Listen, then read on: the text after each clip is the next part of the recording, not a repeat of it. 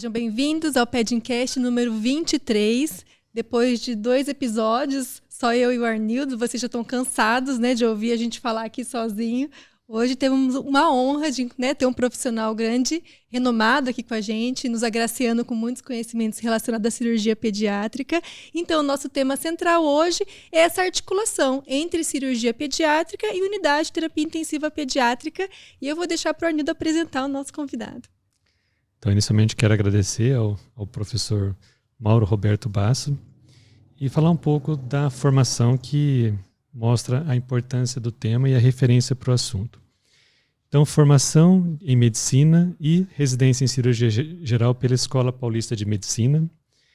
E aí acabou sendo absorvido pela UEL, né? Eu entendo esse vínculo forte com a UEL.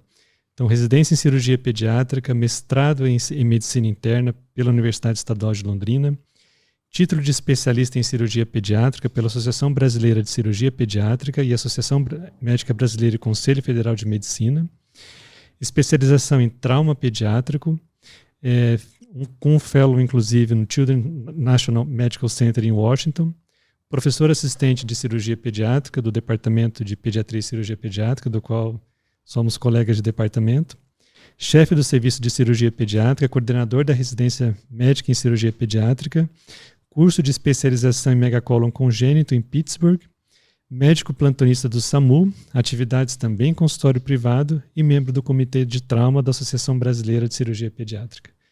Então, fico muito grato pelo seu aceite, professor, doutor Mauro, por essa conversa nossa. É uma satisfação muito grande poder participar aqui com vocês. Agradeço a gentileza do convite, me deixa muito honrado.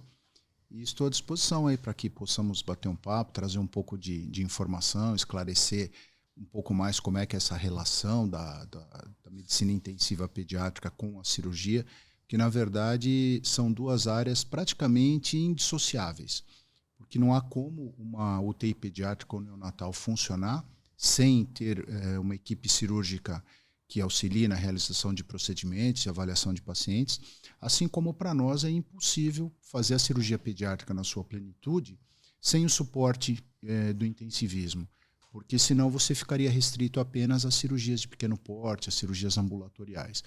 E para quem conhece dentro da medicina sabe que o âmago, que a essência da cirurgia pediátrica é a cirurgia neonatal. Então, para isso, essa relação tem que ser sempre muito salutar, de muita cumplicidade até, eu diria, porque eu diria assim, de uma forma até um tanto mais simples, que acho que um não vive sem o outro. Acho que essa definição ela é bastante adequada mesmo. São as mesmas definições e conclusões que eu trago já há alguns anos, que são duas clínicas irmãs mesmo. Sim. Um convívio diário e diuturnamente, né, dia, noite. E realmente, assim, eu não vejo, por exemplo, a nossa UTI hoje funcionando sem a cirurgia pediátrica. E a gente percebe isso, inclusive, em dados. Nós temos uma coorte, né, que começou retrospectiva, agora ela está numa parte prospectiva. E a importância que existe, por exemplo, as malformações congênitas na nossa população. Sim. Já teve períodos que chegou a 20%, 25% do total de admissão. No geral, perto de 15% a 20%. Então, pode-se dizer que praticamente 1/5 são de crianças que têm malformações congênitas. Isso sem contar o trauma pediátrico e outras cirurgias que acabam sendo realizadas fora do período neonatal. Sim, e na verdade, talvez essa casuística, Arnildo, ela seja um pouquinho mais intensa aqui por estarmos numa cidade polo, com um hospital que é referência para uma região praticamente metade do estado do Paraná, isso em se tratando de cirurgia pediátrica, porque, como você citou, eu trabalho no SAMU já há muitos anos e a gente tem um contato próximo com a Central de Regulação de Leitos e, basicamente, até conhecendo a especialidade mesmo aqui no estado, nós sabemos que serviços de cirurgia pediátrica estruturados aqui no norte do Paraná, basicamente, é Londrina e Maringá. Tem colegas que atuam em Apucarana, mas em sistema part-time, tem colegas que atuam em Arapongas, mas não é um serviço que funciona 24 horas por 7, né? Então, aqui, por sermos um hospital-escola, com profissionais muito capacitados, renomados, experientes nas mais diversas áreas, acaba também sendo um local para onde essas malformações mais complexas acabam sendo encaminhadas. E para nós, de uma certa forma, além do desafio de tratar essas crianças, que muitas vezes são crianças até mais graves, não deixa de ser uma satisfação de poder contribuir enfim, melhorar a qualidade de vida, curar boa parte dessas malformações, o que é fantástico, e naqueles casos um pouco mais severos, pelo menos abrandar o sofrimento, que isso eu acho que é a nossa missão fundamental dentro da medicina, né? Se a gente não conseguir curar, mas que a gente consiga confortar. Então é muito gratificante a gente poder ter essa interface, porque a gente sabe que quando a gente opera um bebê com uma malformação grave no centro cirúrgico, a gente tem a tranquilidade de saber que ele volta para um setor onde ele vai receber todos os cuidados necessários, com toda a atenção, com toda aquela movimentação que cerca não só do ponto de vista médico, mas também de enfermagem, de fisioterapia, de outras áreas associadas, para que a gente tenha um bom resultado. E a gente percebe que essa importância realmente ela abrange toda a macro-região norte do Paraná, que conta aí com 2 milhões de habitantes aproximadamente, e se a gente pensar que 20% da pirâmide etária são crianças, é uma população significativa que vai necessitar mesmo de um serviço especializado e de referência. E eu até acredito que essa referência hoje ela vai além da própria região norte. Nesses pacientes que nós recebemos nos últimos anos, muitos vieram inclusive de outras regionais distantes de nós, mas exatamente por sermos o serviço de referência, né, em cirurgia pediátrica. Alguns centros já têm até quase que automaticamente encaminhado para nós, e vai Porã, Santo Antônio da Platina, Apucarana, mas além dessas cidades, a gente tem outras cidades menores que estão até de outras regionais, que não da macro-região norte, Sim. E que também acabam sendo referenciados para cá. Sim, e apesar de termos também 2 outros hospitais aqui na cidade, em nível terciário, que também tem serviço de cirurgia pediátrica, e compostos por profissionais também da mais alta competência, o hospital escola acaba recebendo mais esses pacientes, né?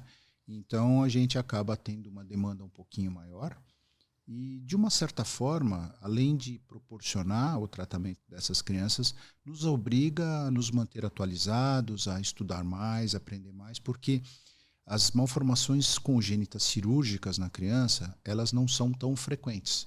Apesar de termos uma amostra com muitos números, mas quando a gente vai para os artigos, para os livros, a gente observa que elas têm uma incidência média, a gente tem até um número mágico, cabalístico, que é 1 para 5 mil nascidos. Então, a gente tem que estar sempre atualizado, porque elas não, a gente até brinca, fala, elas não leem o livro. Então, muitas vezes, aquilo que está descrito numa determinada malformação clássica, muitas vezes a apresentação é um pouquinho diferente, que faz com que seja um desafio ainda maior. Mas a gente procura, justamente por conta disso, se manter atualizado, estudar, participar de congressos, cursos, estágios, enfim, para que a gente possa ofertar o melhor possível. E aproveitando, assim, muitas das pessoas que nos ouvem já são profissionais, mas temos familiares também, né? Para compreender como que é esse processo de formação do cirurgião, quais as etapas que ele passa para ele se tornar um cirurgião pediátrico e, a partir daí, como que funciona as especializações em cima disso? Então, você faz o curso médico, depois, hoje já está muito bem estabelecido, faz a residência primeiro em cirurgia geral, que antes eram 2 anos, agora passaram a ser 3 anos, e depois você vai para a residência de cirurgia pediátrica, que são 3 anos. A partir daí, você sai habilitado a exercer a cirurgia pediátrica na sua plenitude, mas a nossa especialidade é uma especialidade relativamente nova. Ela começou a se desenvolver a partir dos anos 50 do século passado. Então, se nós formos analisar, porque até então, basicamente, quem operava as crianças eram os cirurgiões de adultos que tinham um pouco mais de inclinação ou habilidade ou experiência para poder fazer essas cirurgias que são completamente diferentes das cirurgias realizadas em pacientes adultos. E aí a especialidade começa a se desenvolver, então nós estamos falando de uma especialidade aí que tem pouco mais de 80 anos e que teve um desenvolvimento absurdo.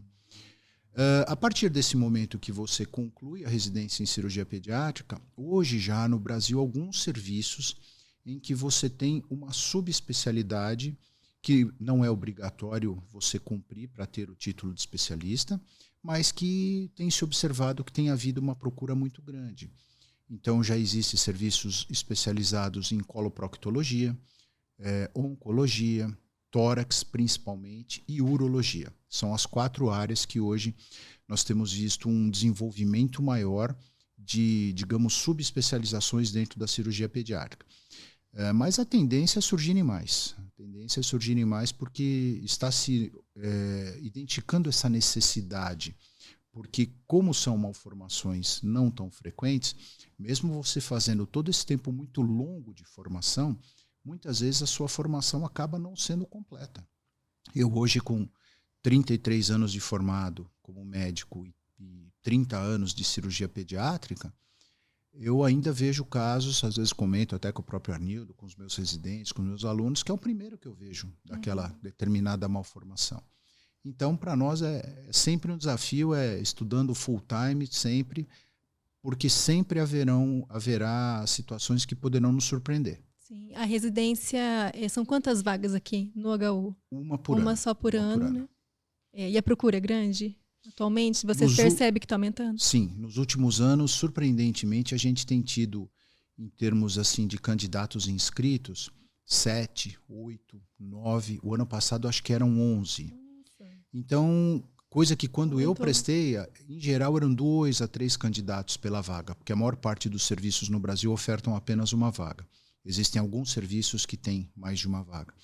Então, porque não tinha tantas pessoas que buscavam a especialidade e também não tinha tanta gente se formando dentro da medicina.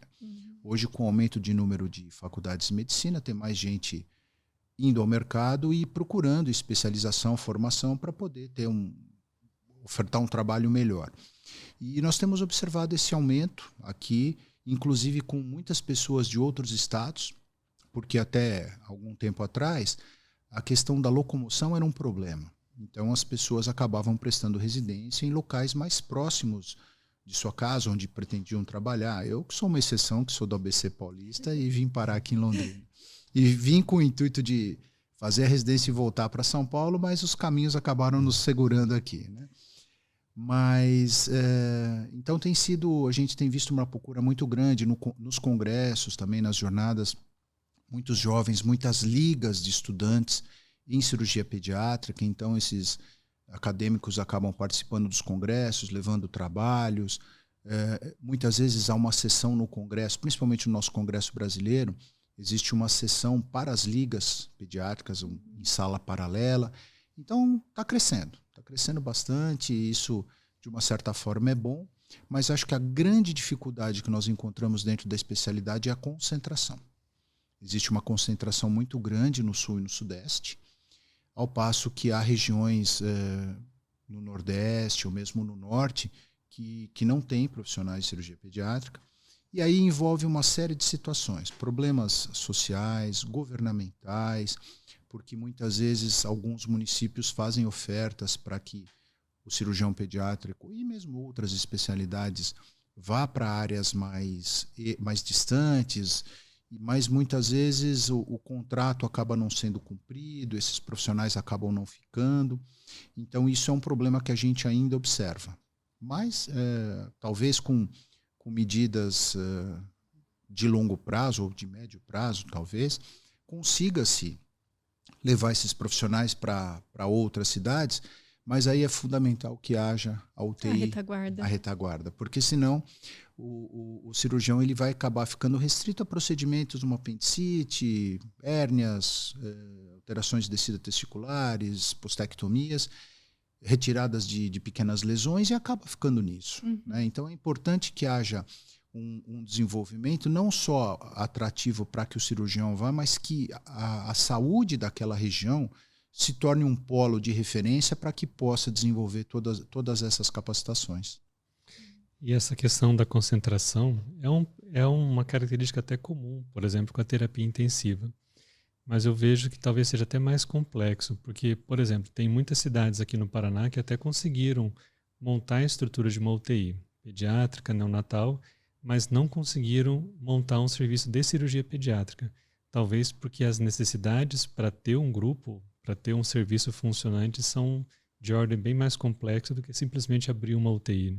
Com certeza, porque assim, inclusive, isso é uma determinação do Ministério da Saúde, né? Que para que uma UTI pediátrica ou neonatal esteja em funcionamento, ela tem que ter respaldo ou de cirurgião pediátrico ou de cirurgião geral que tenha habilidade, experiência, afeição pela cirurgia pediátrica.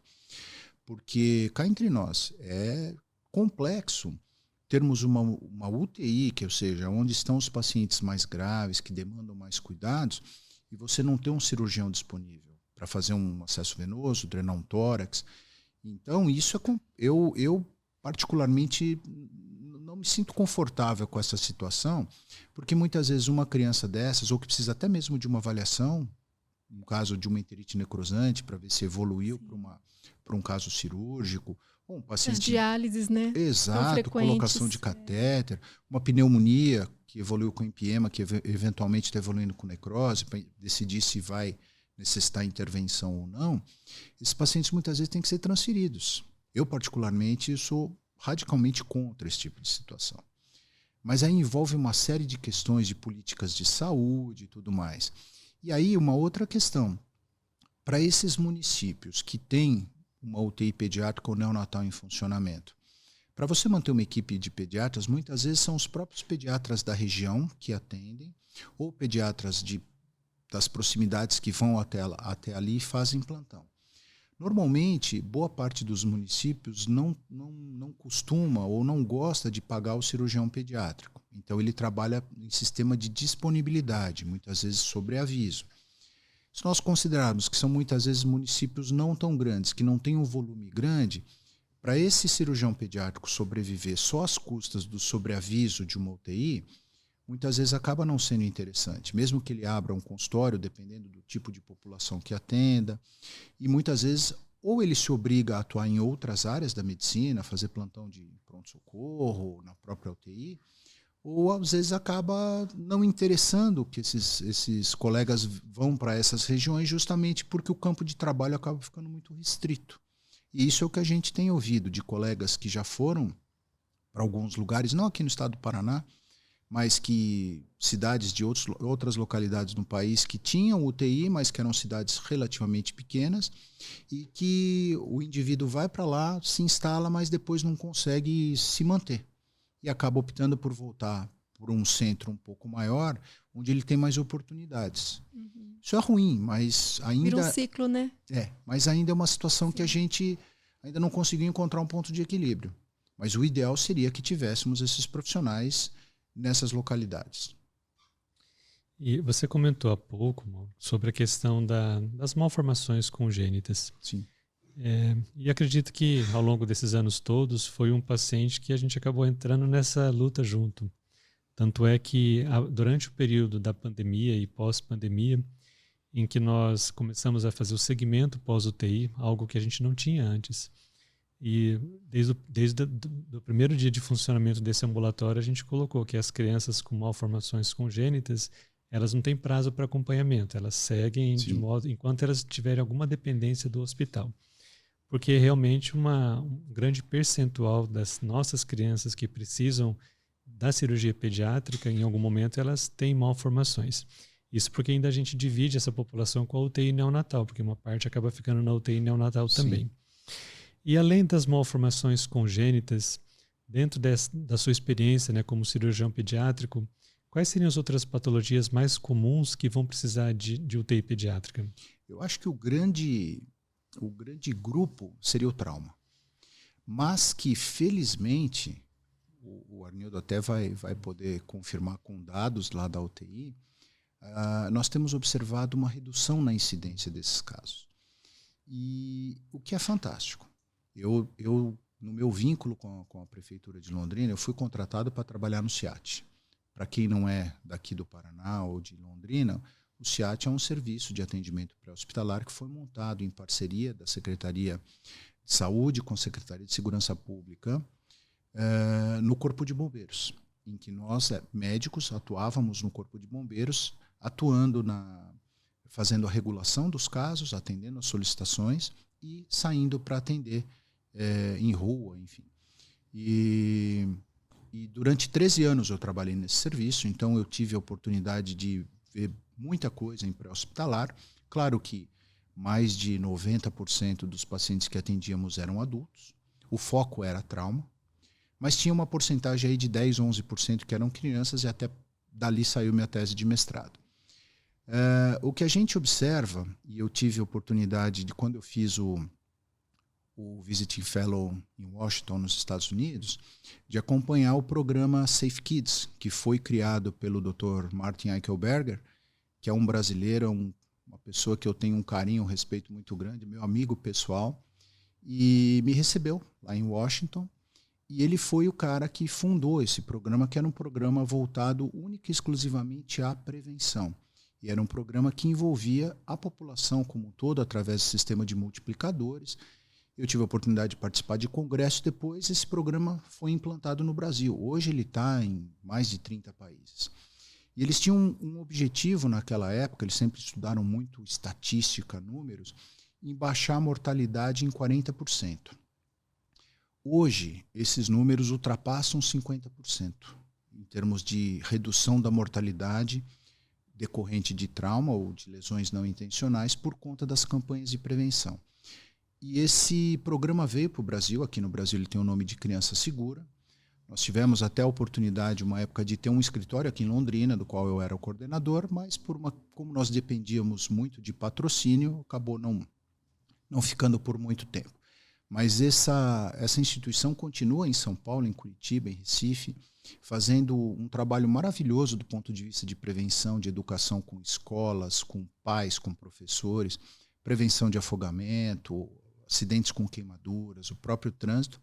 E através do lobby desse pessoal conseguiu-se a lei da cadeirinha aqui no Brasil, que foi uma coisa espetacular do ponto de vista de diminuir as lesões em crianças transportadas de forma inadequada. Precisamos ainda evoluir com a questão do cinto de segurança no banco traseiro, o cinto de 3 pontos, usar assento elevatório para crianças que não consigam ainda ter uma altura adequada. Então, quer dizer, tem uma série de medidas que estão sendo implantadas, e isso fez com que esses números diminuíssem muito.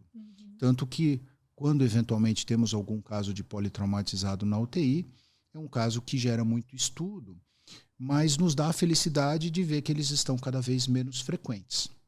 Eu acho que esse é o grande elemento, além das malformações congênitas. Aí, quando nós fugimos um pouco do trauma, o que nós temos visto muito recentemente é um aumento assustador nas pneumonias complicadas, com empiema e com necrose pulmonar.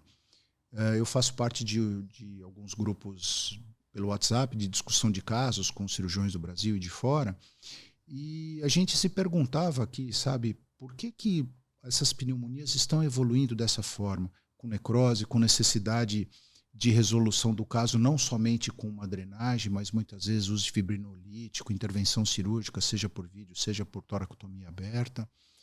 E pensamos sazonalidade, enfim. Mas conversando com os colegas no restante do país, isso tem acontecido nos mais diversos serviços. Então não sabemos se é a virulência dos agentes, se é algum grau de imunodepressão da população, se tem alguma correlação com a pandemia do Covid, que deixou essas crianças mais vulneráveis. Eu não sei exatamente qual é a razão, mas são casos que nos surpreendem, inclusive, porque normalmente esses casos costumavam ter uma sazonalidade nos meses mais frios, de outono e inverno. E não foi o que nós observamos. Mesmo esse ano, no verão, tivemos diversos casos que ficaram internados, precisaram de intervenção. Então, acho que é um grupo também que de uma certa forma, de algum tempo para cá, passou a ser, de uma certa, entre aspas, frequentador do ambiente de UTI. E depois desse grupo das pneumonias, uma coisa que nós não atuamos diretamente, mas a gente observa, são as queimaduras, né, que eu colocaria um pouquinho à parte em relação ao trauma, mas que, como temos uma unidade de queimados no hospital universitário, é uma outra equipe que atende e cuida, mas que muitas vezes recebe crianças. E, eventualmente, complicações abdominais, por exemplo, apendicites mais complexas, às vezes pacientes que recebem um diagnóstico mais tardio, por uma série de razões, às vezes porque os sintomas não estão muito específicos, pacientes às vezes que estão um pouco acima do peso, muitas vezes o diagnóstico clínico é um pouco mais difícil e nós também não temos a rotina de fazer tomografia para todos os casos de dor abdominal. Nós entendemos que a tomografia, pela quantidade de radiação a que ela expõe a criança, ela deva ser utilizada em situações um pouco mais planejadas, criteriosas, perfeito. Mas esses pacientes que muitas vezes recebem o diagnóstico de apendicite de forma mais tardia, muitas vezes precisam de suporte do TI, porque muitas vezes eles são operados já em quadro séptico, muitas vezes já beirando o choque. Então, são o que eu tenho visto com mais frequência dentro da especialidade, em termos de necessidade dessa parceria que nós temos com a UTI. E são observações que são comuns mesmo com o nosso dia a dia. O trauma realmente houve uma redução significativa. Tanto é assim que, quando eu era aluno do curso, quando eu era residente de pediatria, a gente ainda ouvia falar na tal da síndrome do tanque, que hoje não se vê mais. Porque medidas de prevenção, de melhor fixação do objeto, praticamente fez com que esse tipo de trauma desaparecesse. Acidente, às vezes, com animais rurais, coice no abdômen, até uma vaca que uma vez caiu em cima da criança e fez um trauma abdominal fechado, né? Porque a população hoje ela é mais cosmopolita. Sim. Agora, essa questão das pneumonias realmente é algo que nos chamou a atenção e começou já em 2021. E certamente deve ter alguma participação da pandemia. A pandemia ela foi um divisor de águas em várias coisas, né? Já se falava que o nosso mundo ia melhorar, mas não seria o mesmo mundo. Então, a gente teve um período de afastamento das crianças da escola. E aí os vírus se especializaram. O próprio vírus sincicial respiratório aprendeu, inclusive, a fazer cópias híbridas, utilizando o influenza como parte do seu genoma. E aí a gente começou a também ficar com essa mesma dúvida, né? Por que tem aparecido tanta pneumonia com necrose pulmonar? E a gente trazia aquela ideia de que sempre o culpado, nesse caso, era o Staphylococcus aureus, né, como agente etiológico. E aí começamos a investigar quando aparecia a cultura positiva, e praticamente todas pneumococo.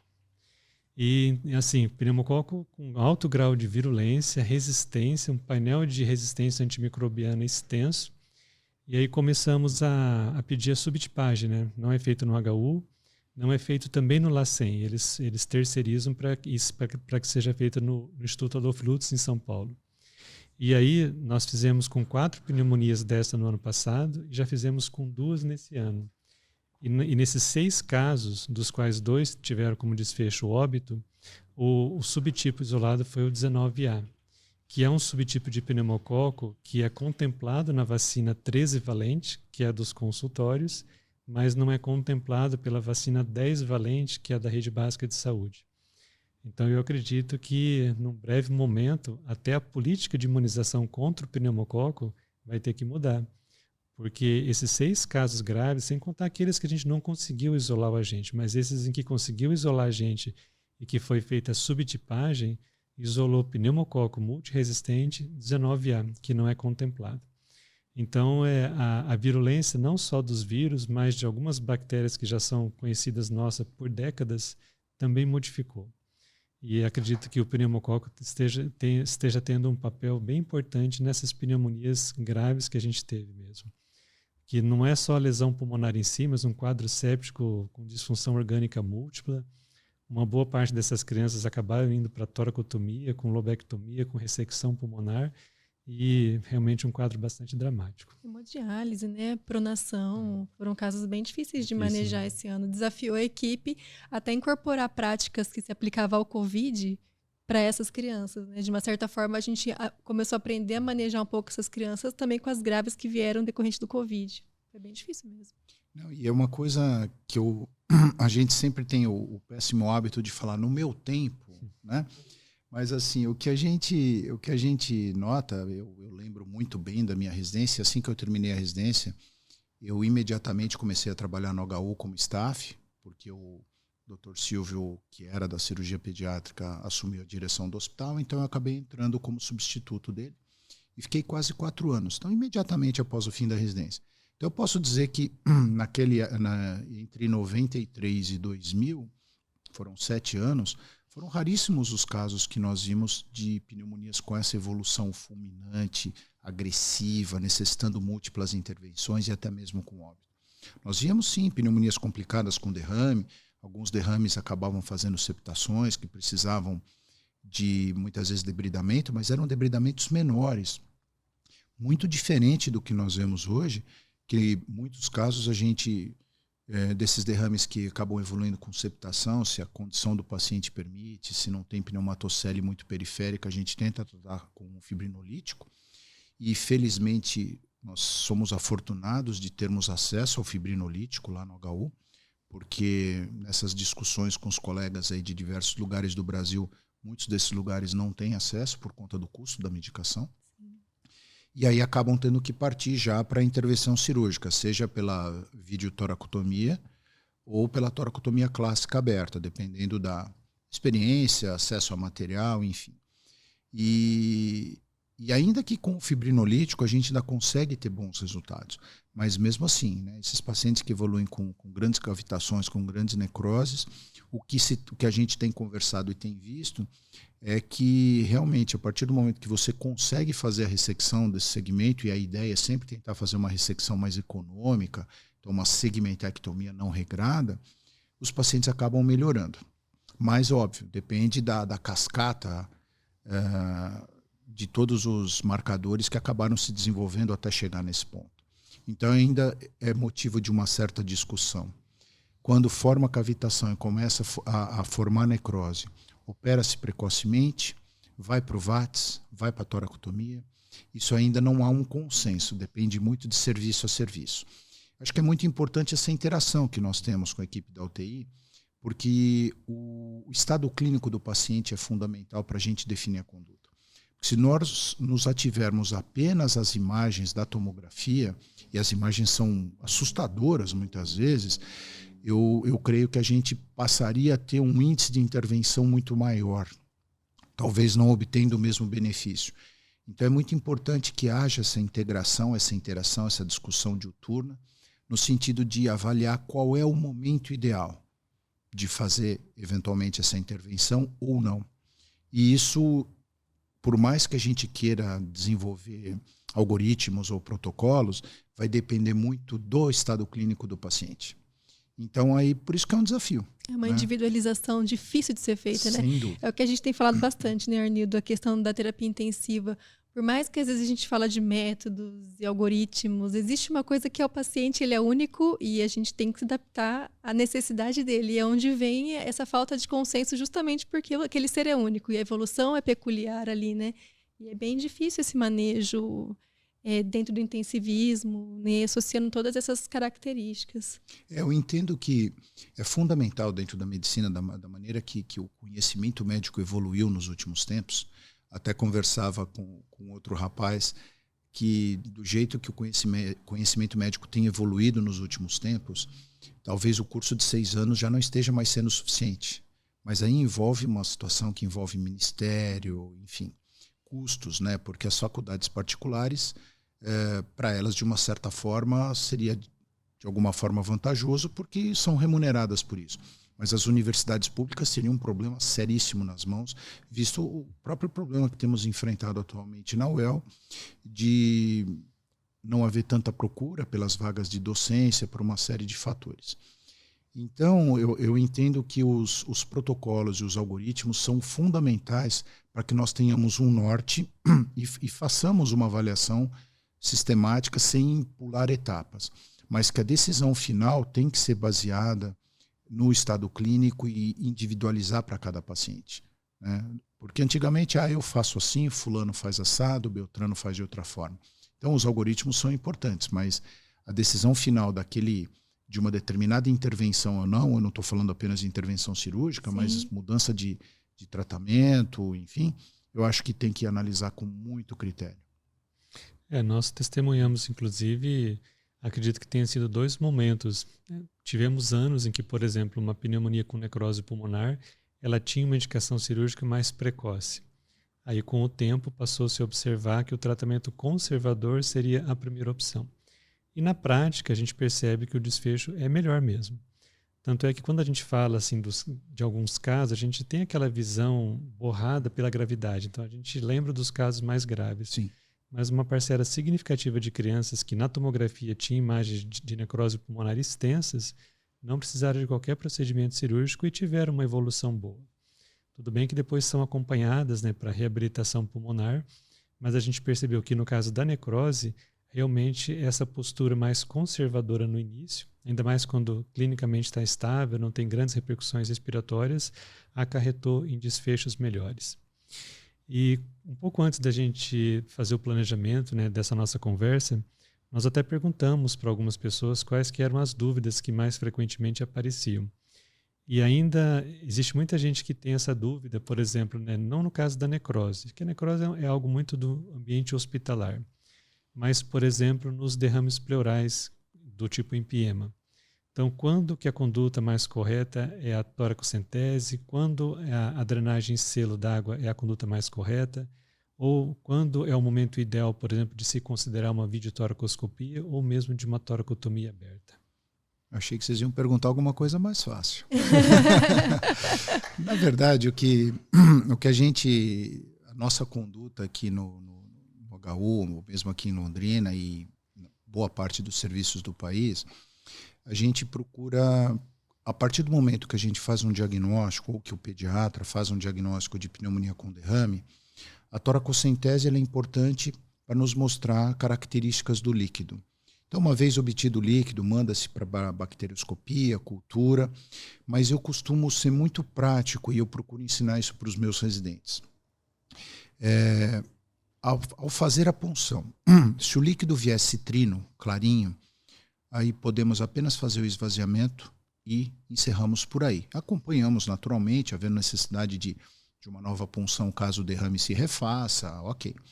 A partir do momento que a punção mostra um líquido turvo, não precisa ser francamente purulento, aquela coloração amarelo esverdeada, que o pessoal chama de vitamina de abacate, aquela coisa toda. A partir do momento que esse líquido vem turvo, eu já oriento os meus residentes, e nos casos que eu atendo, a já fazer a drenagem. Por quê? Porque quando nós fazemos essa drenagem, nesse momento, nós entramos, digamos, na cavidade torácica do paciente em condições melhores, porque esse líquido está começando a turvar, então ele está começando a se contaminar com bactérias, com leucócitos, enfim. Então, fazendo essa drenagem nesse momento, a gente aborta o tempo de tratamento.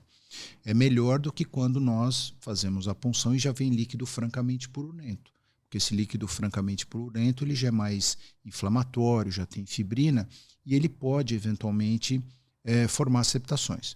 Então, a partir do momento fez a toracocentese, o líquido veio turvo, drena. E acompanha a drenagem e a evolução clínica desses pacientes. Se na avaliação inicial já houver indícios que esse derrame é um derrame complicado, com espessamento pleural importante, eventualmente com septações, isso eu gostaria de chamar a atenção para o pessoal que acompanha, nós não partimos para a tomografia logo de cara. Porque se eu quero ver líquido e septação, o ultrassom é mais do que suficiente. É um exame inócuo, não agressivo, não expõe a criança à radiação. Ele pode ser repetido N vezes. Tudo bem que ele é examinador dependente. Mas, para esses casos, digamos, mais grosseiros, um ultrassom é plenamente suficiente para nos mostrar se há septações ou não. Então, havendo septações, havendo áreas em que observa-se que o dreno não é suficiente, aí a intervenção cirúrgica propriamente dita ela já está indicada. Então, normalmente, a videotoracoscopia nesses casos, ela tem um resultado muito bom, né? E se você tiver acesso ao fibrinolítico, também. Tanto que vários trabalhos têm mostrado que você fazendo a intervenção nesse momento, não havendo necrose pulmonar extensa, risco de formação de fístula, que a condição do paciente permita, para os serviços que usam o fibrinolítico como primeira opção, ou aqueles que, ou por opção, ou por falta de acesso à medicação, vão para a videotoracoscopia, os resultados são similares. E deixamos a toracotomia aberta para aqueles casos já em que você tem complicações maiores. Tem serviços e profissionais que têm muita experiência em fazer as ressecções pulmonares por videotoracoscopia. Nós não temos toda essa experiência e não temos também alguns equipamentos que seriam necessários. Então, se precisamos ir para a ressecção pulmonar, a gente muitas vezes até começa por vídeo para delimitar, para avaliar, para fazer algum debridamento, mas na hora de ressecar o segmento pulmonar ou até mesmo o lobo pulmonar, a gente acaba optando por fazer aberta. Então, acho que a linha seria mais ou menos essa, né? Até para enfatizar, derrame turvo é igual a dreno. Conforme a evolução do dreno, vai-se para fibrinolítico ou videotóraco e deixando a ressecção pulmonar para os casos de necrose importante. E eu percebo que realmente é uma questão complexa e difícil mesmo. Recentemente a gente até viu um estudo do tipo meta-análise que até analisou exatamente esses pontos polêmicos. Sobre até onde que a videotoracoscopia traz benefício, até onde que o fibrinolítico traz benefício. E no final, a conclusão é de que os desfechos foram muito parecidos. Então, o fibrinolítico, quando indicado naquele momento adequado, que é naquela fase fibrino-purulenta, quando comparado com a videotoracoscopia precoce, no final eles chegaram aos mesmos resultados em relação ao tempo de internação, tempo de antibiótico terapia, e não houve diferença, por exemplo, em relação às taxas de sobrevida. Então, a gente percebe que realmente assim, essa questão do fibrinolítico, que hoje a gente conta, né, com o fator ativador do plasminogênio tecidual, a alteplase, ela mudou bastante essas condutas também, que permitiu poupar eventualmente algumas crianças até de um procedimento cirúrgico maior. Sim, e se você consegue utilizar o fibrinolítico e ele tem um bom resultado, diminui o teu tempo de drenagem e, mais importante até do que isso, você evita uma cirurgia, mesmo que seja uma cirurgia minimamente invasiva, como a videotóraco, ou até mesmo uma toracotomia. Então é uma ferramenta que nós, como eu falei, somos afortunados de podermos utilizar no hospital universitário. E o que é interessante, se pensarmos dessa forma, é que usamos uma dose pequena, porque ela é proporcional ao peso. Diferente caso você fosse utilizar isso num paciente de 80 quilos. Então, isso é um outro fator também que a gente leva em consideração e a gente fica satisfeito que os gestores tenham tido um entendimento da utilidade dessa medicação no tratamento das pneumonias complicadas. E é interessante que é uma medicação realmente cara, mas a questão do custo-benefício, né? A primeira vez que eu vi usá-la na UTI, a gente ficou muito surpreso. A hora que abriu o dreno, a quantidade de drenagem que tem, é bem interessante ter a oportunidade de ter isso no serviço.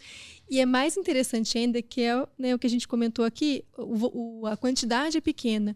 Se o hospital tiver uma condição de fracionar o restante, o residual que fica ali, para a gente usar nos catéteres, por exemplo.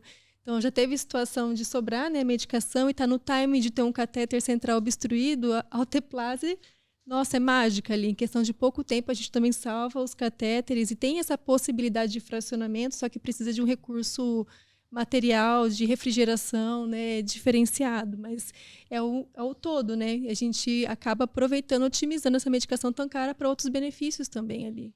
Isso é muito importante para que os gestores entendam que, às vezes, o uso de uma medicação ou de um equipamento mais caro não é por capricho da equipe ou por querer estar na moda ou na onda, mas porque realmente tem bons resultados.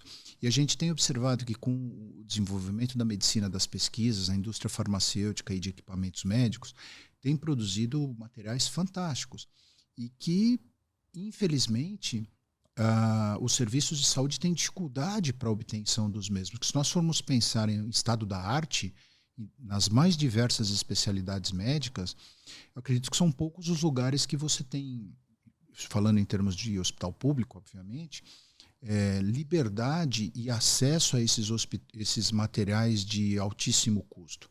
Repito, usando com parcimônia, com boas indicações, mas isso melhora de forma significativa a evolução desses pacientes. Então, são coisas que a gente que trabalha em hospital público precisa sensibilizar os gestores, mostrar resultados. O duro é que, muitas vezes, não se tem um volume muito grande para você mostrar uma estatística grande para um gestor. Mas até porque, felizmente, são poucos os casos que a gente precisa lançar mão dessas tecnologias. Mas naqueles que precisam, a gente vê que o resultado é muito bom. E a gente precisa utilizar isso para sensibilizar o pessoal do administrativo para que nos permita ter esse material à mão. A sensibilização vem principalmente disso, né? De saber que algo que é caro hoje, a economia que ele vai gerar no futuro é bem maior. Só o fato de evitar uma cirurgia, com os custos que tem uma cirurgia. Outro ponto que você comentou, Mauro, foi sobre, até aproveitando a sua experiência como participante do serviço do SAMU, CIAT, é a questão do transporte, né, do paciente crítico, que nós até conversamos recentemente com o Dr. Alessandro aqui, e ele expôs bastante essas dificuldades, esses detalhes todos no transporte do paciente grave. E a gente percebe na nossa realidade que uma parte significativa de transporte em criança, a gente vai voltar então a falar um pouco das crianças com malformações, que são crianças que nascem com malformações em outras localidades. Eu nem sei se existe algum dado comparativo, mas a impressão que dá é que elas nunca nascem aqui, que elas sempre nascem em outras cidades e acabam tendo que ser transportadas aí às vezes 100, 200 quilômetros. E algumas malformações, elas são críticas durante o transporte. Gastrosquise, hérnia diafragmática ou mesmo atresia de esôfago. E parte dessas crianças serão transportadas por meio terrestre, parte virá com transporte aéreo com asa rotativa e parte vai vir com asa fixa. E muitas vezes o médico que vai encaminhar, ele não que ele não saiba como preparar o paciente, mas ele não tem o conhecimento necessário para deixar o paciente devidamente estabilizado para esse tipo de transporte. Você teria alguma dica assim mais genérica, alguma dica mais específica para quem vai, por exemplo, colocar essa criança no transporte para chegar até aqui? Olha, assim, é um trabalho hercúleo, porque, como você bem falou, boa parte dessas crianças acabam nascendo fora de grandes centros. Isso mostra para nós, de uma certa forma, uma certa incompetência do nosso sistema de saúde como um todo. Não estou falando de forma agressiva, sim, mas porque, teoricamente, essas mães deveriam estar fazendo um pré-natal e a partir do momento que esse pré-natal detecta que essa mãe tem esse bebê tem uma malformação, esse parto deveria ser programado para acontecer num hospital de referência, para que não houvesse a necessidade desse transporte. O que nós temos observado em alguns casos, uma certa resistência, muitas vezes até dos profissionais da obstetrícia, em alguns casos apenas, que detectando que é uma malformação passível de transporte, que não vai precisar de uma intervenção imediata, muitas vezes que esse bebê nasça no serviço de origem, que depois seja encaminhado. Eu particularmente não concordo. Agora, muitas dessas mães, muitas vezes a gente acaba descobrindo que essa criança tinha malformação no momento do parto, porque eventualmente não fez um pré-natal de forma adequada, ou nos exames que foram feitos em determinado momento durante a gestação não detectaram. Então isso é ruim. O ideal seria que essas mães viessem a ter o parto no hospital onde essas crianças serão tratadas. Mas, trazendo para a questão do transporte, a questão do transporte depende da distância, principalmente. Então, tem alguns trabalhos que mostram que distâncias inferiores a 100 quilômetros, o transporte por terra ele é até vantajoso em relação ao transporte aeromédico. Hoje nós somos afortunados porque temos o helicóptero que fica baseado aqui em Londrina, então ele sai para fazer esses transportes e trazer esses pacientes.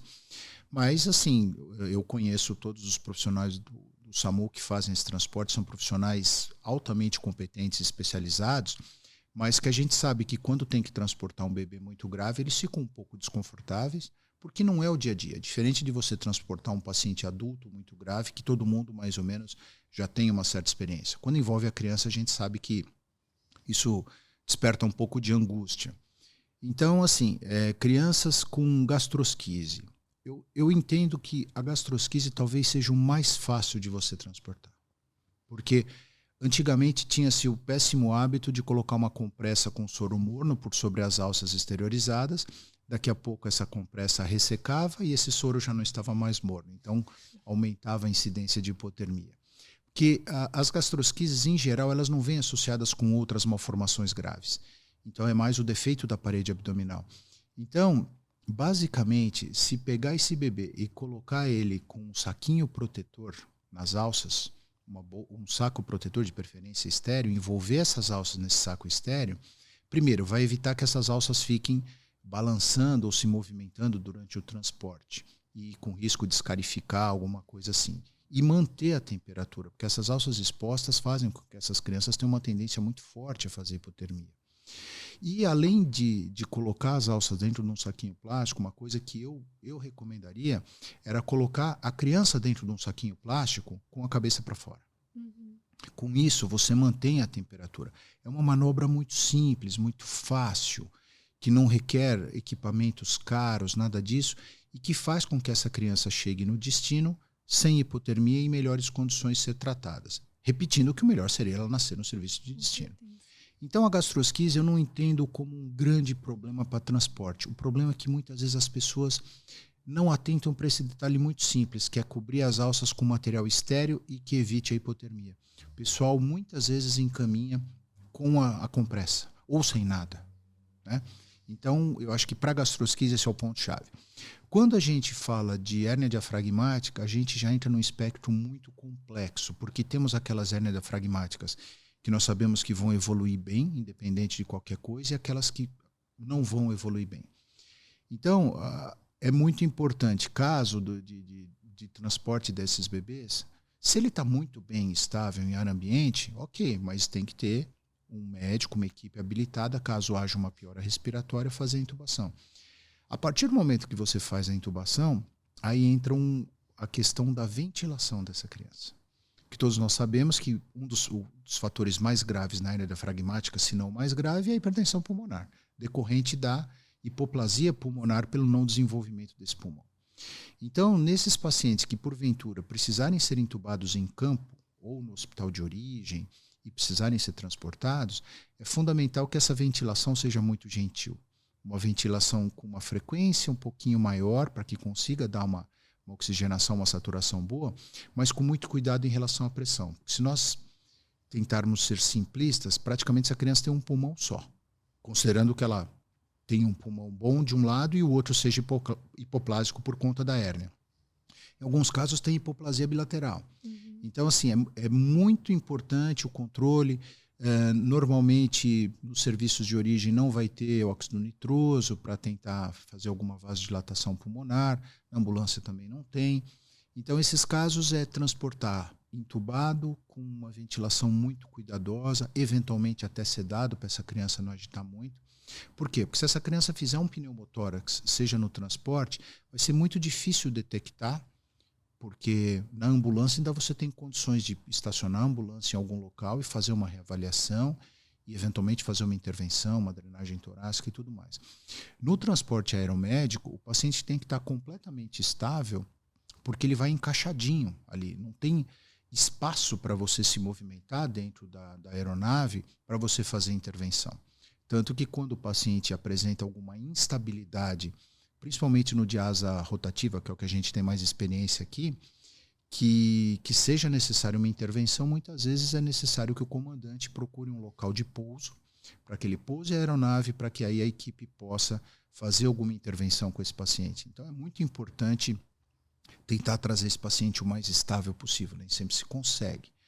E na atresia de esôfago, o fundamental é tentar manter a aspiração do coto, né? Em sistema de aspiração contínua, nem sempre se consegue. Muitas vezes é melhor fazer a aspiração manual, intermitente, como a gente fazia com os nossos bebês aqui na enfermaria na época que eu era residente ou recém-docente. E também tomar cuidado com a questão ventilatória, porque caso esses pacientes venham a necessitar de uma intubação, como a maior parte das atresias de esôfagos tem uma fístula distal com a traqueia, você intubando esse paciente, o fluxo de ar que você está jogando pelo tubo, ele naturalmente vai para os pulmões, mas ele vai ter escape por essa fístula. E ele escapando por essa fístula, ele vai distender o tubo digestivo. Nós já tivemos casos, e não foi nenhum nem dois, infelizmente, de pacientes que nós tivemos que fazer intervenção abdominal para poder aliviar a pressão abdominal, para poder, na sequência, fazer a correção cirúrgica da atresia de esôfago. Então, a atresia de esôfago não intubada é uma coisa boa para a criança, acima de tudo, obviamente, para a equipe da UTI e para a equipe cirúrgica. A partir do momento que esse paciente é intubado, a gente começa a ter uma briga, no sentido de que, se ele tiver condição cirúrgica, ser operado muito em breve para evitar essa distensão abdominal progressiva. Mas muitas vezes isso não é possível e você tem que entrar para a cirurgia de emergência, nem que seja apenas para ligar a fístula, para que pare de haver essa fuga aérea para o tubo digestivo, provocando essa distensão. Agora, por outro lado, eu penso o seguinte, se o neném tiver condição mínima, que seja para você entrar, fazer uma toracotomia, ou o pessoal que faz por videotoracoscopia, coisa que a gente não faz aqui em Londrina, e ligar a fístula, com mais 15, 20 minutos de cirurgia, um cirurgião hábil, ele consegue fazer a anastomose, a menos que sejam cotos muito distantes, o que em geral não é o mais usual. Então, eu acho que o grande medo aí é você ter que transportar um doente desses entubado. E por outro lado, se você não entuba e se não faz um bom sistema de aspiração do coto esofágico, esse paciente muitas vezes engasga, broncoaspira, e aí a gente tem as complicações de pneumonia aspirativa que acabam muitas vezes piorando o prognóstico. Lembrando que esses bebês muitas vezes têm malformações cardíacas associadas, outras malformações que tornam o prognóstico um pouquinho mais reservado, vamos dizer assim. Então, assim, o transporte hoje é uma coisa que melhorou de forma assustadora, graças aos sistemas de transporte aeromédico. Mas ainda continua sendo um desafio por conta da condição clínica desses bebês. Agora, num transporte aeromédico de longa distância, num bebê instável, existe uma possibilidade grande desse bebê não ter uma boa evolução. Não por conta da equipe do transporte, mas por conta das próprias condições e das limitações que você tem para atuar dentro da aeronave. E foi muito feliz vocês terem trazido o Alessandro, porque o Alessandro é um sujeito que tem muita experiência, um cara extremamente competente e que ajudou muito o sistema de pré-hospitalar aqui com a experiência dele, ensinando o pessoal e passando a experiência dele. Que naquela ocasião, inclusive, ele comentou até de uma situação de um recém-nascido com hérnia diafragmática, hipertensão pulmonar e que tinha feito pneumotórax. E precisava vir de asa fixa, ou seja, é a situação mais difícil, porque além de tudo ele vai voar numa altitude elevada e se não tiver realmente todo esse cuidado, na hora de ventilar essa criança, pode ter um desfecho ruim no ar. O helicóptero nem conta o local de pouso, mas e o asa fixa? Como que faz, né? E assim, é fundamental, se houver dúvida, drenar o tórax. Porque a partir do momento que você sobe para altas altitudes, você tem o problema da pressurização da cabine. Então, havendo dúvidas, drene o tórax. E a ventilação com pressão positiva por máscara nessas situações, né? É mais difícil. Exato. É mais difícil e muitas vezes o problema de você utilizar máscara é que você ventila tanto a via respiratória como a via digestiva. Piora ainda mais a parte respiratória para uma hérnia diafragmática. Pois porque aí você distende o estômago, esse estômago muitas vezes está dentro do tórax, então você vai piorando essa condição. Então a hérnia diafragmática é sempre um desafio. E assim, cá entre nós, hoje, para nós que estamos numa cidade polo como Londrina, é inadmissível que um bebê daqui, com um diagnóstico prévio desse, não nasça num hospital que tenha condição. No caso, seria ou o hospital universitário ou o hospital evangélico. É fundamental, porque já nasce e já começam as medidas, né? Não significa que vai se operar de imediato, que muitas pessoas ainda têm a ideia errônea que numa hérnia diafragmática a emergência é trazer o conteúdo de volta para o abdômen e fechar o diafragma. Na verdade, não é. A emergência é você garantir uma boa estabilidade ventilatória e hemodinâmica para essa criança, para quando houver condições, você trazer esse conteúdo. Porque simplesmente a redução do conteúdo para dentro do abdômen e o fechamento do diafragma não vai fazer com que o pulmão expanda imediatamente, porque já é um pulmão duro por conta da hipertensão pulmonar. Então, esse é um fato que muitas vezes as pessoas se esquecem e falam, não, faz a cirurgia logo que aí já descomprime o tórax. E isso não é verdade. Acho que um ponto bem importante que você comentou, e por mais divergência que tenha entre transportar de um jeito ou de outro, o consenso de que o recém-nascido, ou melhor, o bebê com malformações, o ambiente mais seguro de transporte dele é intraútero. E é o mais barato. Também, né? Não precisa de nenhum recurso de alta tecnologia. Isso é fundamental. E já aconteceu várias vezes, né, da mãe ter passado por morfológico e tudo mais, né, durante a gestação, não teve diagnóstico intraútero e bebê às vezes nasce de parto vaginal, né, e realmente com a gastrosquise lá, o mão falocele, então tem que ter esse suporte, né? Eu acho que a via de parto, dependendo da malformação, ela não é tão importante. Mesmo em gastrosquises, é claro que hoje o pessoal faz cesárea de uma forma bastante liberal. Então, assim, me causa uma certa estranheza que numa gastrosquise deixe-se, uma vez feito o diagnóstico, que nasça por via baixa. Mas assim, tem diversos trabalhos mostrando que isso não traz tanta diferença no ponto de vista da evolução do bebê.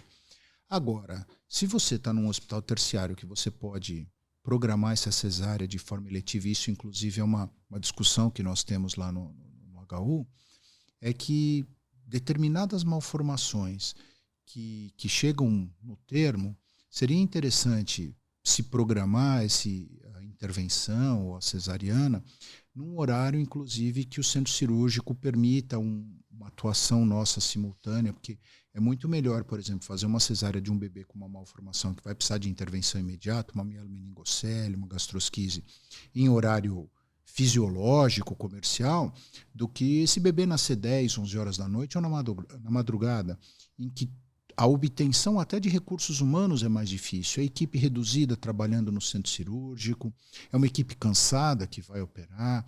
Então, claro que tendo-se condições, é fundamental que se faça esse planejamento, essa programação.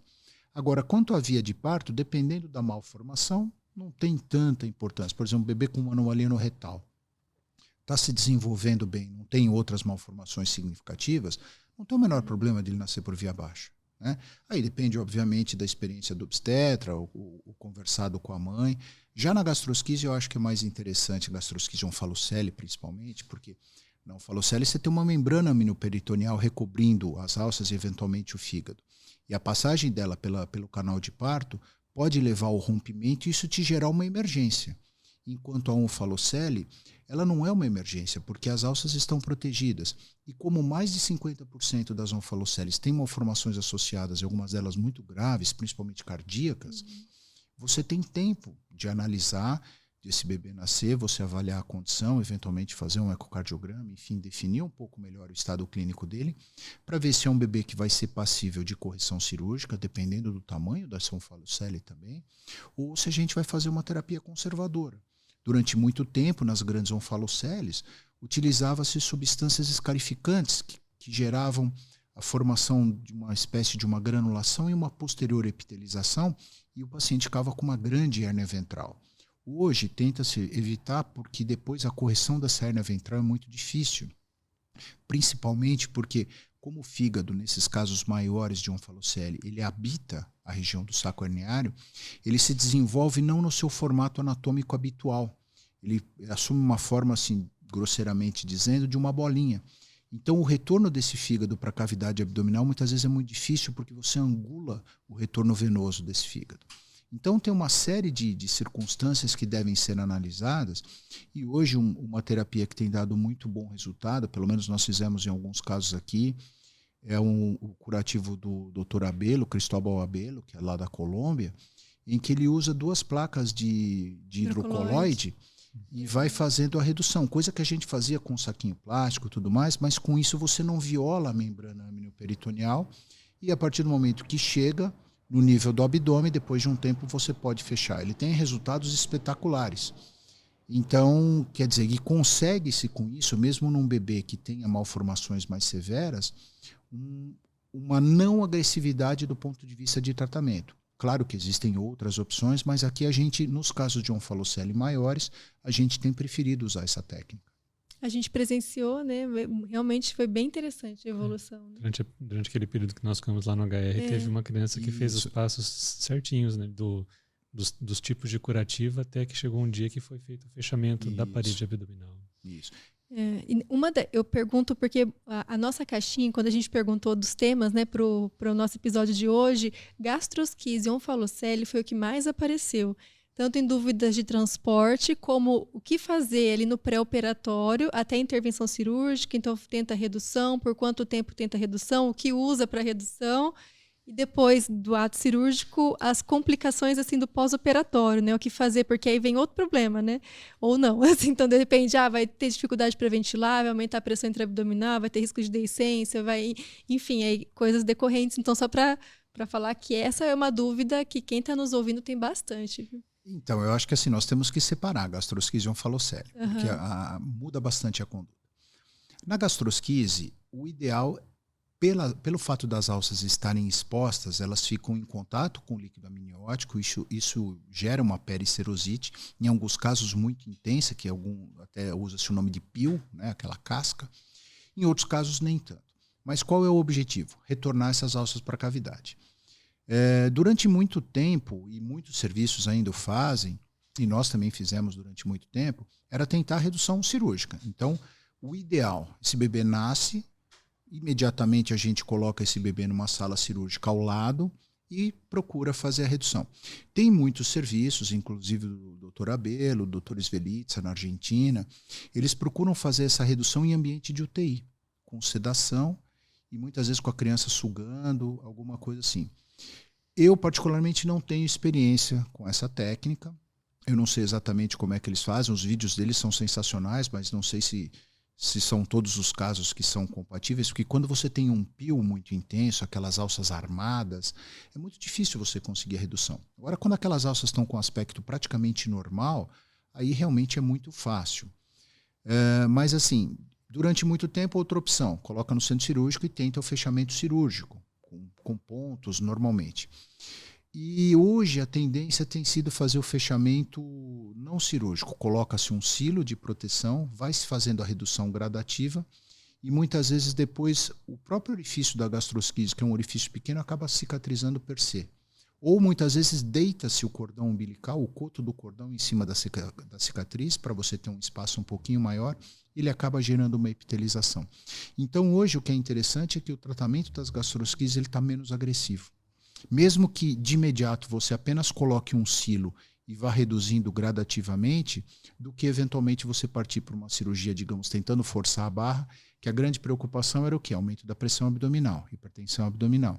Então usava-se como parâmetro a pressão vesical, mas o que acontece muitas vezes é que você, com o trauma cirúrgico, você gera uma reação inflamatória, e isso fazia com que esse conteúdo aumentasse, e aí eleva a diafragma, piora a ventilação, diminui o retorno venoso. Então, acho que o grande vilão na correção da gastrosquise é a hipertensão abdominal, que muitas vezes, depois, por consequência, pode ter associação com hipertensão pulmonar também. Então, a tendência é ser menos agressivo do ponto de vista de redução da gastrosquise, inclusive com menos atuação cirúrgica.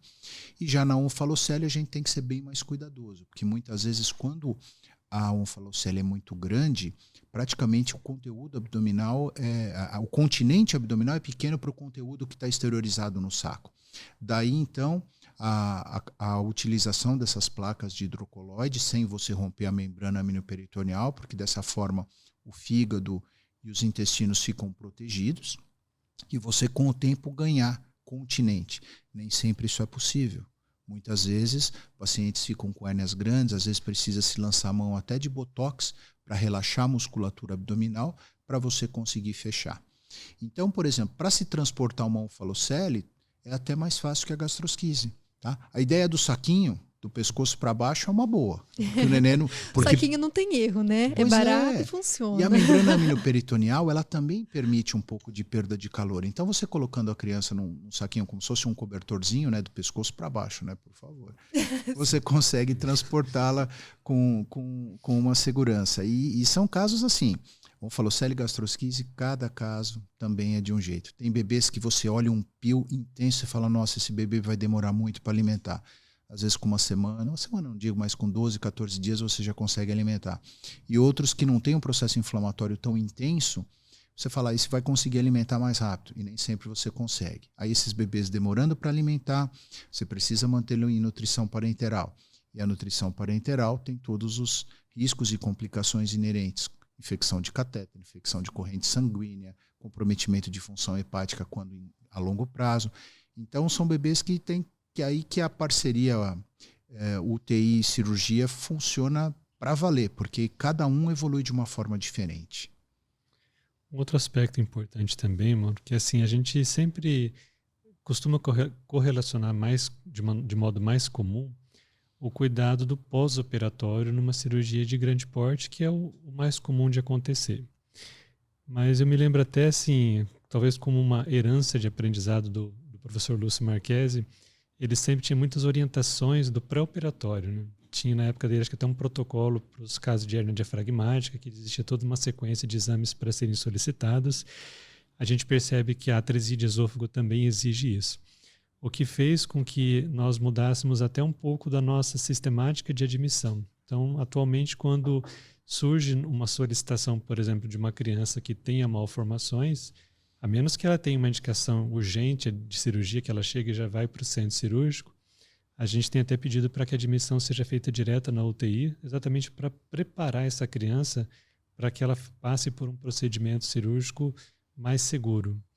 Você conseguiria dizer assim para nós quais seriam as situações em que esse cuidado pré-operatório, independente se ele é na UTI, se ele é dentro do hospital, pode mudar o prognóstico intra e pós-operatório?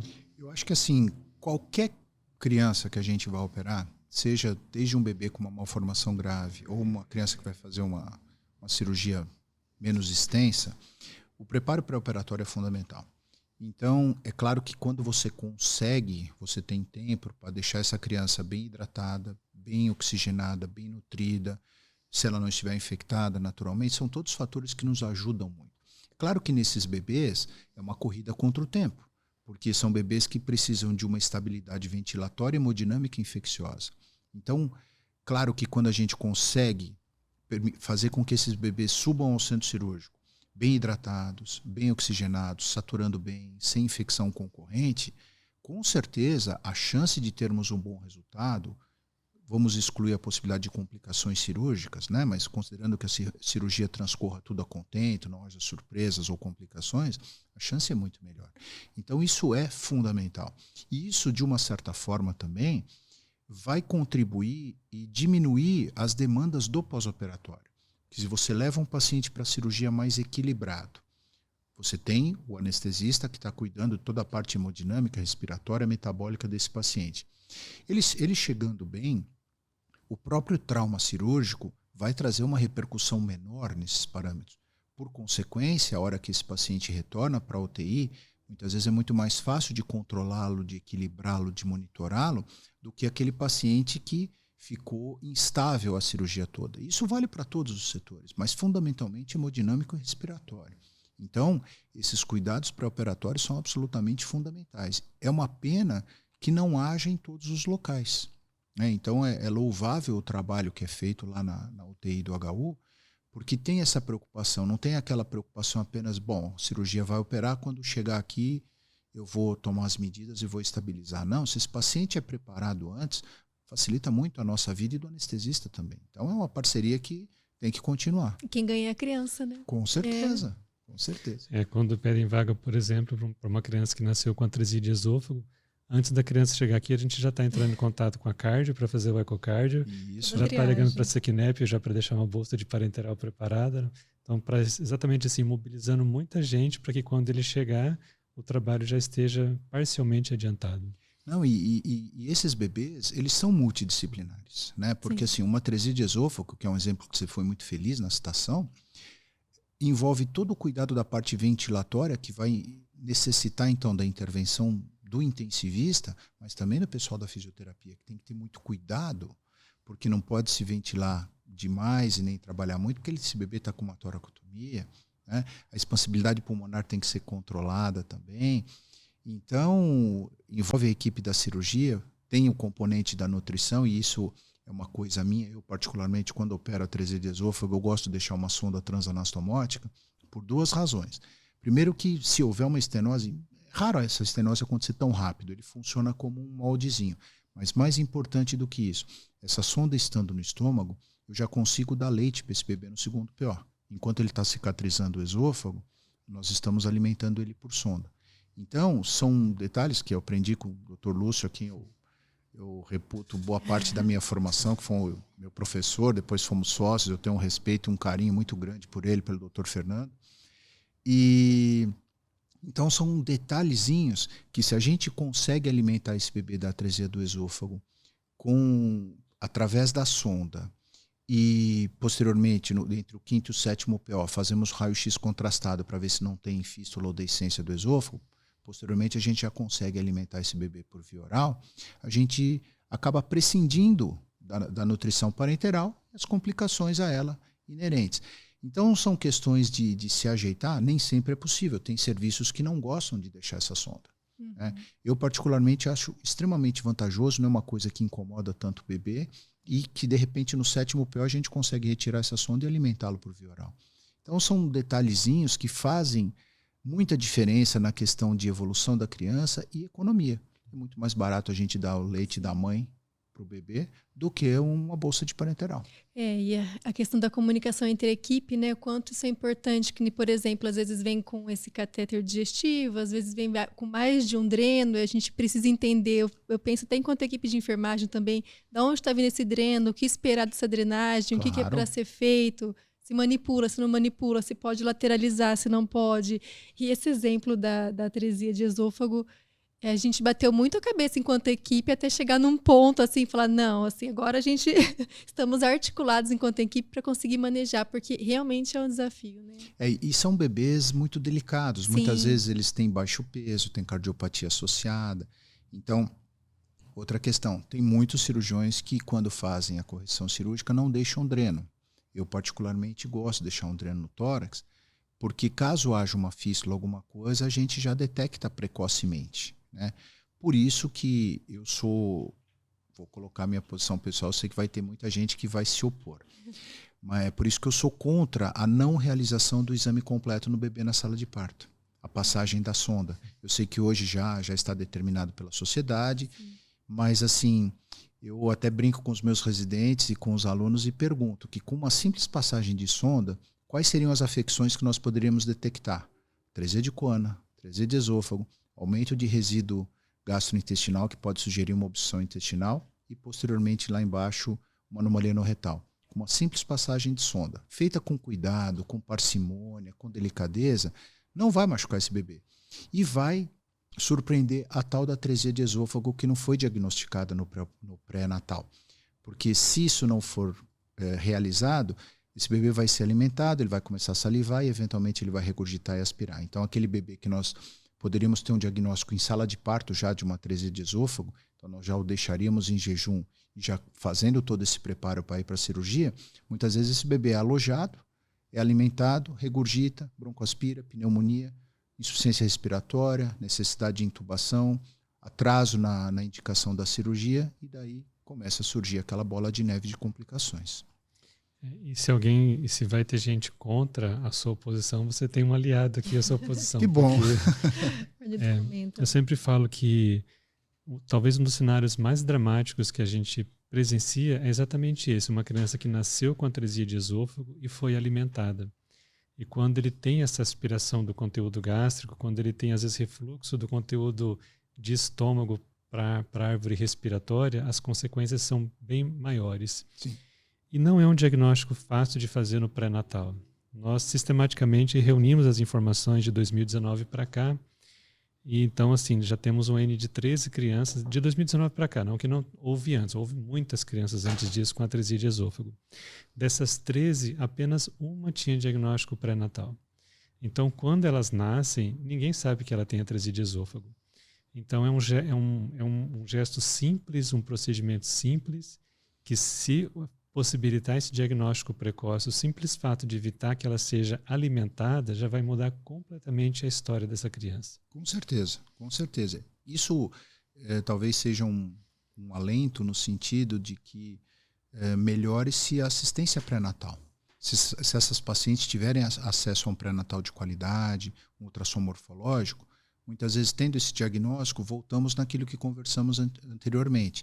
Essa paciente é direcionada para que venha a ter o parto no hospital de referência e todo mundo sabendo que vai nascer um bebê com atresia de esôfago, ninguém vai alimentar esse bebê e aí a gente tem as condições que a gente acabou de comentar. Então isso é fundamental.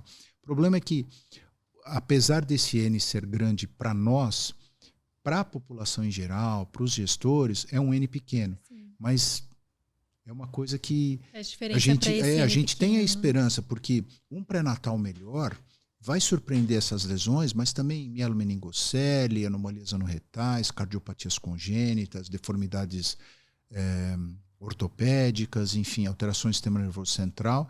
E com isso vai melhorar o fluxo e vai melhorar a sobrevida desses pacientes. E aí nós temos uma pergunta aqui, Mauro, que foi feita inclusive por um ex-residente da cirurgia pediátrica que nos acompanha, que ele coloca assim: como fortalecer a integração entre a equipe de cirurgia pediátrica e UTI pediátrica? Quais os desafios mais encontrados? Eu achei que vinha mais pergunta fácil, né? Na verdade, eu acho que tudo é uma questão de integração. Eu acho que assim, a gente tem observado no correr do tempo, principalmente depois de todo esse tempo que o Arnildo está à frente da UTI, que a relação tem sido mais fácil porque o intensivista ele tem que entender o papel do cirurgião e vice-versa. E muitas vezes existe um conflito de ideias ou de condutas que justamente por conta da particularidade de cada paciente, da experiência da equipe, quanto mais experiente a equipe, teoricamente a gente espera que essas dificuldades sejam menores. Então, ou seja, com o tempo todos nós vamos aprendendo. Mas eu acho que assim, é fundamental muita conversa. Muita conversa, eventualmente reuniões para discutir aqueles casos que não evoluem muito bem ou que tiveram um desfecho ruim. Eu sempre fui um fã incondicional das reuniões de óbito, tanto que, voltando ao assunto, quando eu fiz o estágio no Children's lá, a melhor reunião que eu participei era uma reunião de óbito. Uma coisa absolutamente sensacional que envolvia equipe da UTI, equipe cirúrgica, equipe clínica, patologia, né? Patologia, anestesia, radiologia, alguma clínica paralela, por exemplo, infecto, ou endócrino, ou cardio. Um negócio assim, fantástico. E que todos nós aprendemos. Agora, assim, a relação no dia a dia tem que ser uma relação de confiança, né? Com muita conversa, com muita honestidade, pensando que o objetivo tanto do intensivista como do cirurgião é o melhor para o paciente. E nem sempre a gente vai chegar em consenso. Às vezes, né, há algumas ideias que acabam não chegando, caminhando de forma paralela. Mas sempre eu acho que, assim, acima de tudo, é bom relacionamento. E não um bom relacionamento no sentido aparência. De repente, uma hora a gente tiver que discutir, vamos fechar a porta nós dois, vamos discutir, né? É saudável, né? Nas relações para uma reajustar questão profissional, as coisas. Né? Porque, além do mais, em hospital-escola, que tem residente de clínica, de cirurgia, de enfermagem, de fisioterapia. Então, é importante a gente tentar ter essa boa integração, até para que esses profissionais, quando saiam para o mercado, levem essa experiência. Porque muitas vezes a gente observa, quando clínicas são muito conflitantes, o residente sai do hospital, do serviço, com esse ranço. Eu não me dou bem com clínica tal, eu não me dou bem com profissionais da área tal. E infelizmente, ou felizmente, eu não sei, a gente tem que se dar bem todo mundo para poder atingir o objetivo principal, que é cuidar bem do doente. Eu não sei se eu respondi a pergunta do meu colega. Respondeu, sim. Mas você sabe que tudo permeia a comunicação, né? Treinamento. Sem dúvida. E, enfim, é algo muito grande que a gente tem que cultivar, né? Com Esse certeza. processo de... A vontade a gente sempre tem, né? Então, Sim. isso... E os entraves é natural do processo de qualquer relacionamento. É o que a gente fala. Muitas vezes, a UTI é mais família do que a família que está em casa, em algumas condições. Então, essas... faz parte desse processo de amadurecimento enquanto equipe multiprofissional até, né, em todas as outras profissões. E hoje não dá mais para ter aquela questão, aquela pessoa. Claro que todo serviço tem que ter hierarquia, sim, mas tem que ser uma hierarquia inteligente. Tem, sim, que ter uma pessoa que dá as determinações, os comandos, e a equipe segue no sentido de pensar no bom andamento do serviço. Sim. Então aquela hierarquia antiga, com despotismo, com eu sou o chefe, só eu que sei, isso não cabe mais nos dias de hoje. Então, e não adianta. Quem entende melhor de cuidado de enfermagem dentro da UTI é a enfermagem, não somos nós. Quem entende de cirurgia é o cirurgião, quem entende das medidas de tratamento intensivo é o plantonista, quem entende da parte ventilatória, aparelho, hoje os fisioterapeutas estão com um desenvolvimento fantástico nessa área. Então, por que não juntar? Exatamente. Tem que ser um time de futebol, a gente dá a mão, né? E vai. Que joga, sabe, um ajuda, sim, o outro, né? Tanto é que esse conceito do multiprofissionalismo é algo que a gente tenta a todo momento resgatar. E até você falando assim sobre as nossas referências, né? Acho que todo profissional de saúde sempre teve bons exemplos durante a sua formação. E eu me lembro bem das visitas multiprofissionais que o Dr. Lúcio Marchese fazia nas segundas-feiras de manhã. Então era todo mundo, era medicina, enfermagem, fisioterapia, psicologia. Então assim, todo mundo acompanhava e tinha o seu momento, o seu espaço para trazer, né, a sua opinião, a sua conclusão. E o quanto que isso, quem ganhava era o paciente. Com certeza. Então, sempre que existe esse espaço para o multiprofissionalismo, que quem ganha é a criança. Com certeza. Acho que hoje não dá mais para você trabalhar de forma isolada, ainda mais num ambiente com pacientes graves como uma unidade de terapia intensiva. E esse compartilhamento de informações da condução cirúrgica, clínica, faz bem para todo mundo saber o que está fazendo, né? Sim. E não tem o cuidado, ele acaba sendo incorporado nesse universo, então faz muita diferença. Essa transmissão de informação é fundamental. É fundamental. E hoje se tornou até mais fácil por conta das redes sociais, né? O WhatsApp, então grupos de discussão. Como facilitou a vida hoje? Porque antigamente, quando eu era residente, eu vinha no hospital avaliar um paciente, muitas vezes eu pegava o raio-x, pegava meu carro e ia até a casa do chefe para discutir o caso, para ele não ter que vir até o hospital. Hoje, muitas vezes, o próprio colega que está no hospital te manda o raio-x. Então, antes de você chegar para ver o paciente, você já viu o raio-x, a tomografia, o ultrassom. Então, isso facilita e otimiza o tempo, né? Se é um caso mais grave, muitas vezes te manda um raio-x, tem um pneu peritônio, você sabe que você vai ter que operar. Você já pede o centro cirúrgico enquanto você está indo avaliar. Nisso você ganha tempo. Não significa que você vá operar um doente sem avaliá-lo. Mas esse ganho de tempo é muito importante. Agiliza.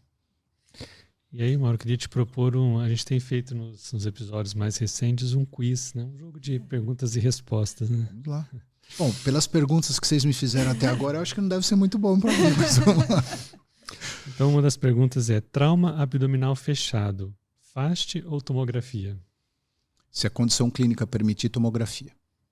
Porque o FAST, se eu precisar de uma atuação de emergência. E até porque em criança, o FAST hoje, se eu detectar líquido em cavidade com uma lesão de fígado ou baço, 90% dos casos a gente vai tratar de forma conservadora.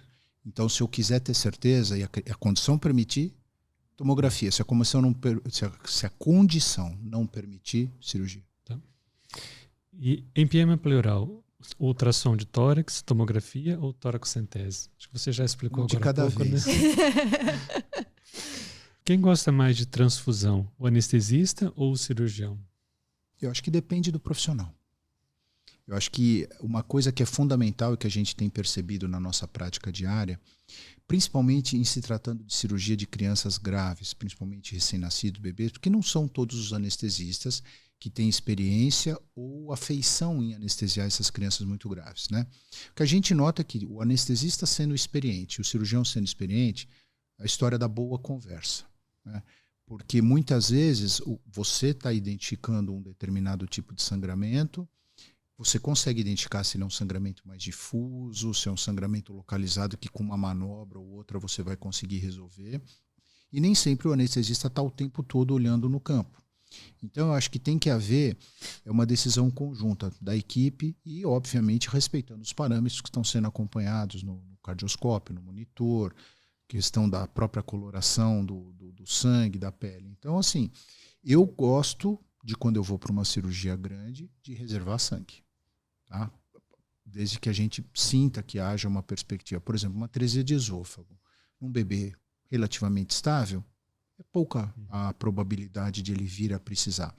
Agora, um bebê que uma enterocolite necrosante que não está indo bem, uma criança que vai precisar de uma intervenção torácica por uma pneumonia necrosante, aí a coisa já muda de figura. Então, eu gosto de ser cauteloso nesse sentido e aí discuto junto com o anestesista qual o melhor momento de fazer, sim ou não. E eu percebo que ao longo desses últimos anos, porque a gente sempre teve esses três protagonistas, digamos assim, o cirurgião, o anestesista e o intensivista, né, quando se fala de pós-operatório.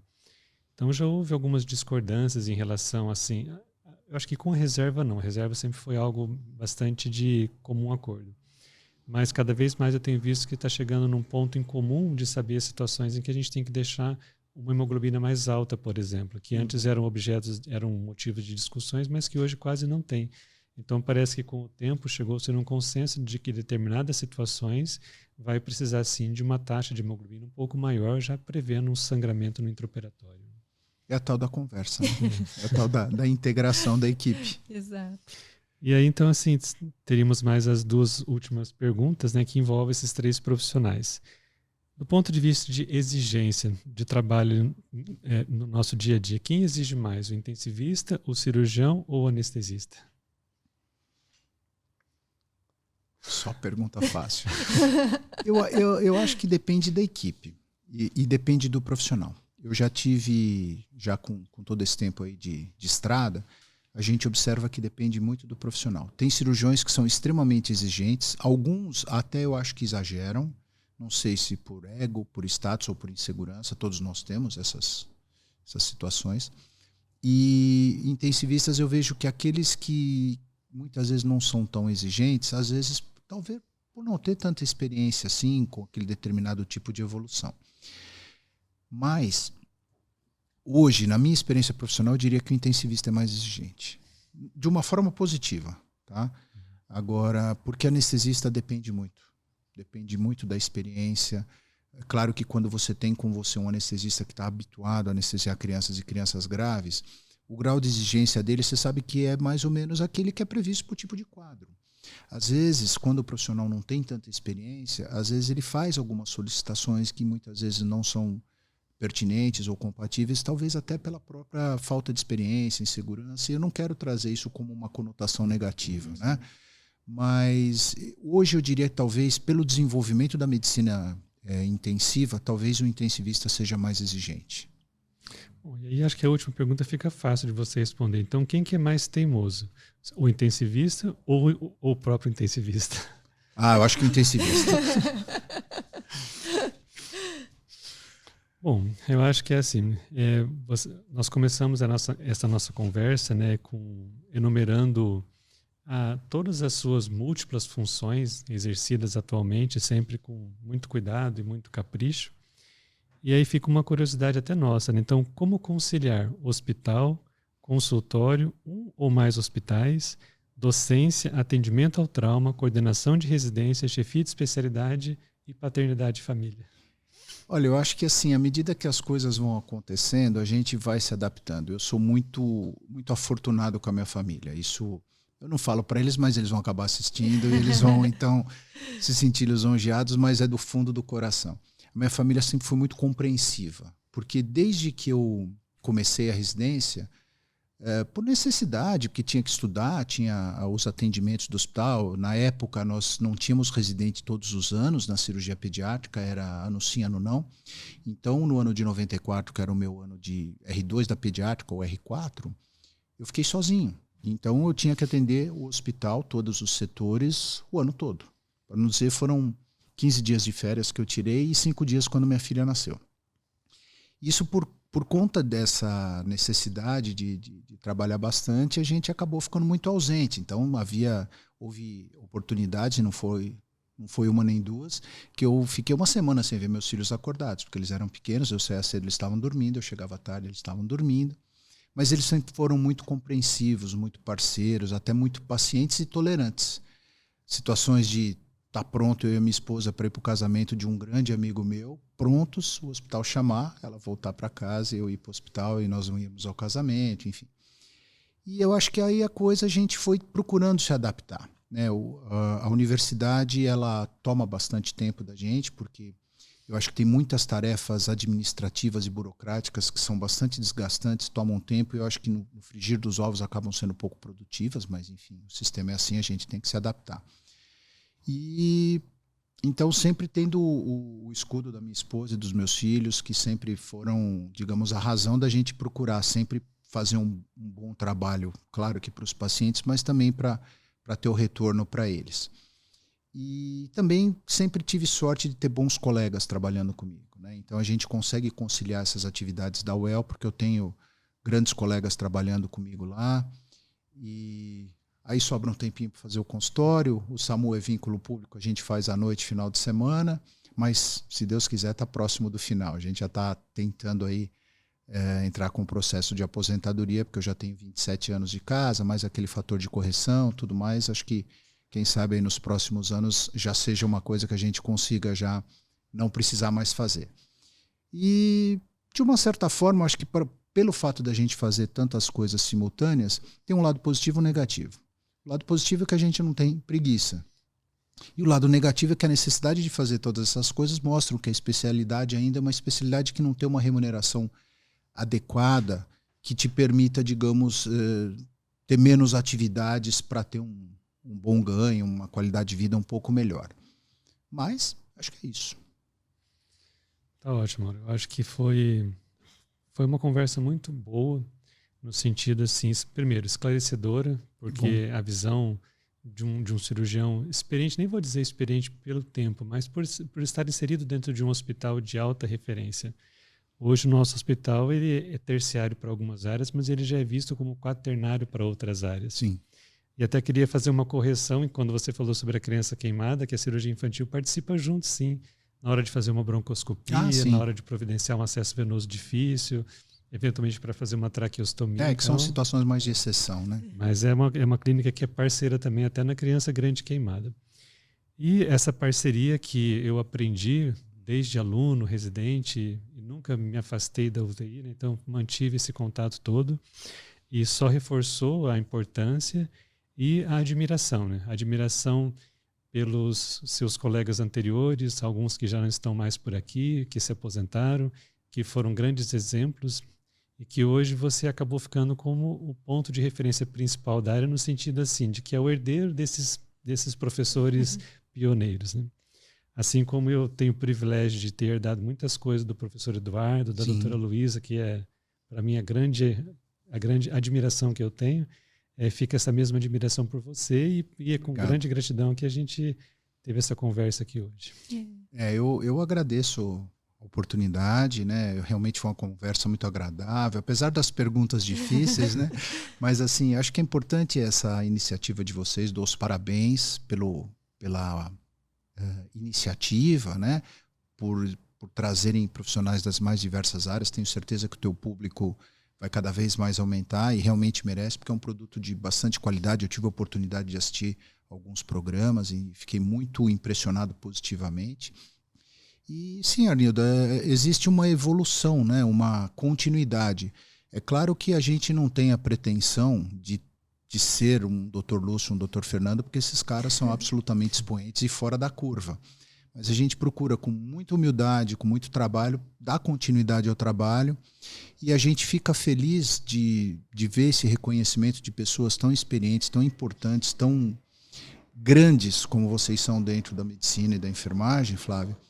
E de outro lado também é uma satisfação grande que a gente tem conseguido fazer algumas coisas novas aqui, que eles não fizeram na época deles, porque não existia tecnologia e tudo mais, e a gente, de uma certa forma, deixar algum legado. E esse legado não por ego, não por satisfação, mas o legado para quem nós ensinamos, para os nossos residentes, para os nossos alunos, para que eles, quando se caírem na vida, vamos dizer assim, possam levar esses conhecimentos e serem bons profissionais, né? Então, acho que a ideia é justamente essa. Muito obrigado pela oportunidade, foi uma honra. Obrigado. Muito obrigada. E só reforçando, queria reforçar a importância de você representar essa equipe tão grande que é a cirurgia infantil do hospital. Tanto os outros profissionais quanto os residentes, que são parceiros. Agradecer por ter aceitado o nosso convite, né? E realmente o Pedincast está crescendo bastante, então a gente fica muito feliz.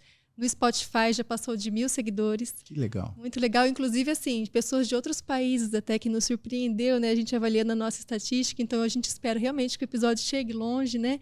E com isso, gente, se inscrevam no nosso canal, né?